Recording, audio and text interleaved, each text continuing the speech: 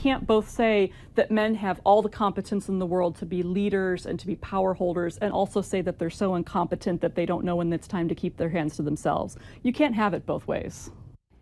Today is International Women's Day, but many women may be surprised to learn a law against groping has one specific exclusion in the state of Minnesota. The 1988 law that made groping illegal still allows, quote, the intentional touching of the clothing area covering the immediate area of the buttocks, end quote. Valley News Team's Rose Itzkovitz explains how new legislation is trying to change that. Cassidy Ronning, a student in Moorhead, says she's been groped by a stranger before. We were just at a party and it happened. She didn't report it.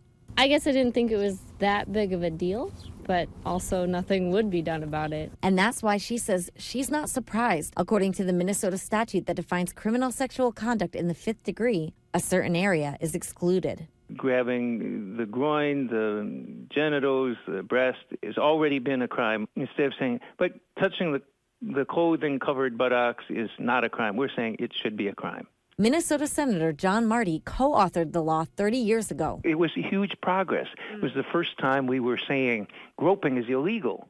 He says he was a co-author, but not a lead role, and didn't help write the exclusion. Oh, boys will be boys. That was the old attitude. So it's a long time after we should be cleaning these things up. I've always wondered why more men weren't offended by the phrase boys will be boys, as if men are such animals that they have no ability to control themselves. If I were a man, I'd be rather offended by that. But now we know better. This time, Senator Marty is heading the legislation to fix the omission and says he's optimistic. The Me Too movement is changing attitudes and people are listening to what women are experiencing.